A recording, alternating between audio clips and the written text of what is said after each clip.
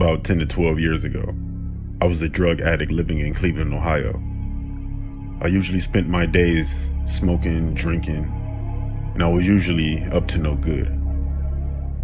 I would go with whoever had the drugs, basically. One day, my friend and I were talking with this guy, and he said he had some dope on him, and he invited us to his house. It wasn't the first time I've seen him invite women over to his house to smoke and do other drugs.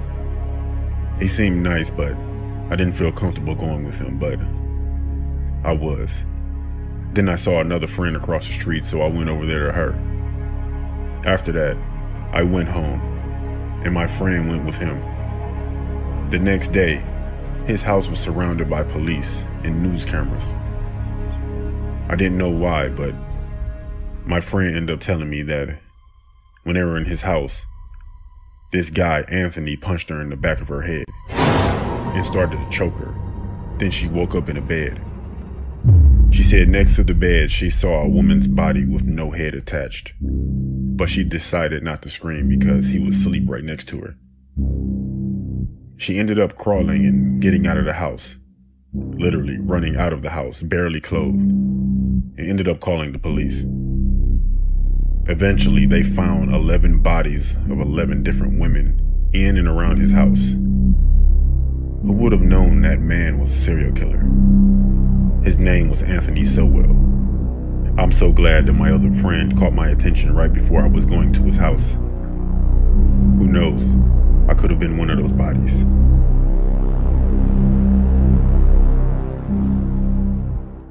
In this house behind me is simply a nightmare, and there are a lot of deeply disturbing questions for authorities here.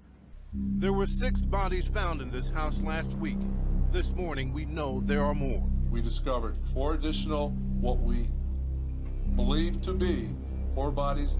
Police believe that they were murdered by this man, Anthony Sowell, a convicted rapist who had been living in the house. It appears that this man had a insatiable appetite that he had to fill. 5 of the bodies have been identified as women. Police say they were strangled. I didn't feel safe. There's something telling me, don't go in this house. One woman says she narrowly avoided being a victim. How he was in love with me, how he wanted me to go up to his house and drink with him. Sowell was a registered sex offender. This tragedy raises questions about how closely he had been monitored by police. Probation and parole is not really set up to be a law enforcement outfit. They're not set up to do the type of surveillance and supervision that might catch somebody like this guy. The search of this house will continue. Chris, there could be still more bodies here. Pierre, thank you for the report.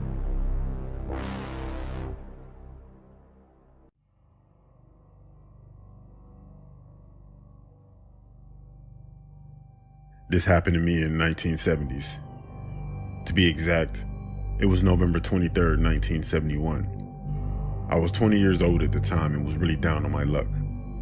I was living in Portland, but I'm from Seattle, and I'll be going home very soon. I had lost my job and was about to be evicted from my apartment because I couldn't pay the rent.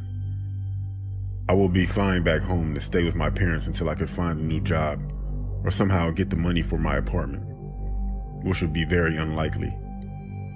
I had one night left in my apartment before leaving. I didn't feel like staying home, so I decided to go for a walk and have a drink in a bar. On my way to the bar, I stopped at a convenience store and purchased a lottery ticket. I walked down the street and entered a nearby bar, where I ordered myself a beer. Not long after that, a man came inside and sat next to me and ordered a drink. We got to talking about life and just general conversation when he mentioned he was going to a flight the next day to Seattle. I laughed and asked him, "Wait, flight 305? He laughed and said, "Yeah, that's the one." He asked me why I was heading there. I told him I had money troubles, and coincidentally, he said the same thing. He seemed like a nice guy. We talked for about another hour before he decided to call it a night. Unfortunately, I never caught his name. I was about to leave the bar myself shortly after that when I heard over the TV that the lottery numbers would be announced. I decided to stay and check if I had won. Why not? And would you believe it? I won $15,000. Of course, I was beyond belief with shock. And of course, I wouldn't need to go back home because I had money now. The next day, I saw something on the news that a flight had been hijacked and the plane was being held at ransom. It was the same flight I was going to be on. And I couldn't believe it, but the sketch of the guy they described who took the flight hostage was the exact same man I had been talking to in the bar. He used the name D.B. Cooper. If you didn't know, he threatened to explode the plane with a bomb unless he got $200,000, which he did, then jumped out of the plane with the money and parachute and was never seen again. I didn't know why, but I never said anything to anyone. Even if I could, it's not like I knew his real name. It was such a scary coincidence that the only thing that stopped me was the reason why I was in that predicament anyway. I needed money, and then I got some. It's strange how everything works out in life.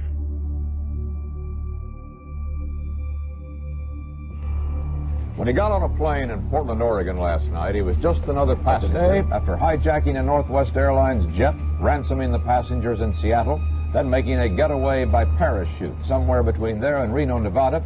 The description on one wire service, master criminal. Bill Curtis reports. 36 passengers got off the jetliner in Seattle last night, left aboard 4 crew members and the hijacker, dressed in a business suit demanding $200,000 and carrying a plain briefcase which he told the crew held explosives. With the full ransom collected from Seattle banks and 4 parachutes aboard, the plane headed for Reno.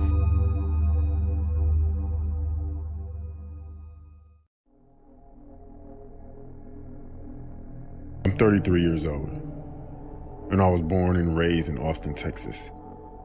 A few years ago, I started to take an interest in firearms because my friend introduced me. I started to practice at a firing range. I'm very close to my grandpa and would visit him often and tell him what's been going on. And I mentioned him that I had started to use firearms as a hobby. I know my grandpa doesn't approve of weapons, and I'm not really sure why.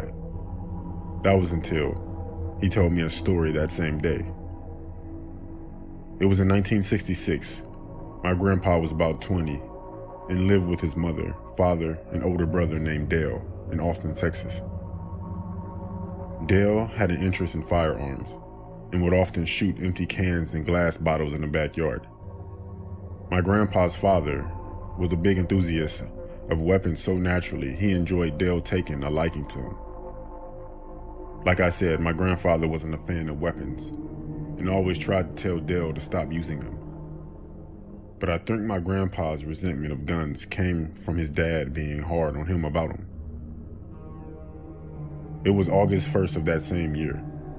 My grandpa decided a few days prior that he was going to hold a small protest in his local university, the University of Texas. My grandpa got in his car to drive to the university at around 11:20 a.m.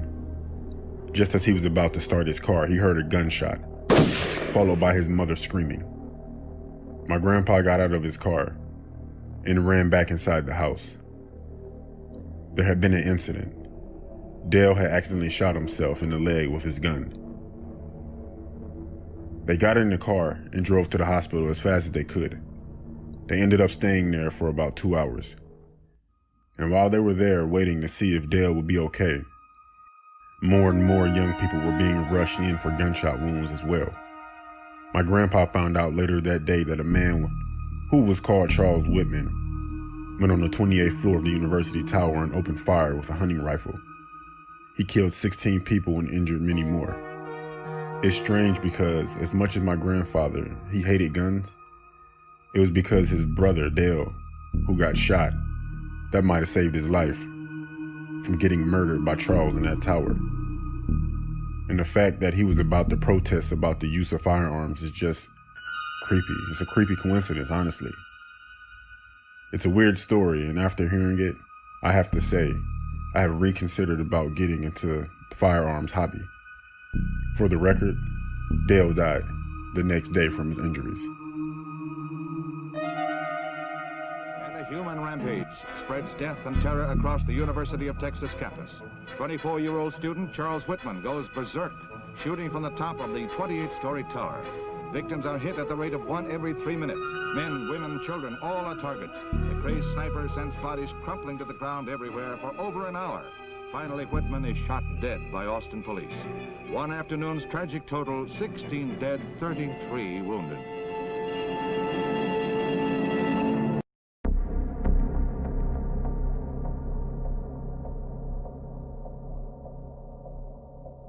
This is a story that didn't happen to me. It happened to my dad.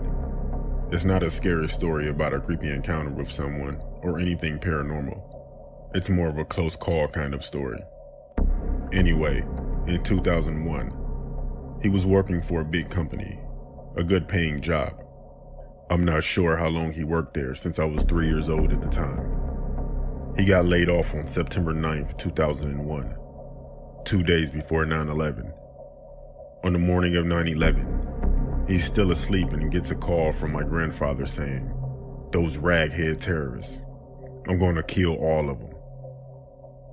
He asked him why the hell he was yelling and cussing into the phone at 8 a.m.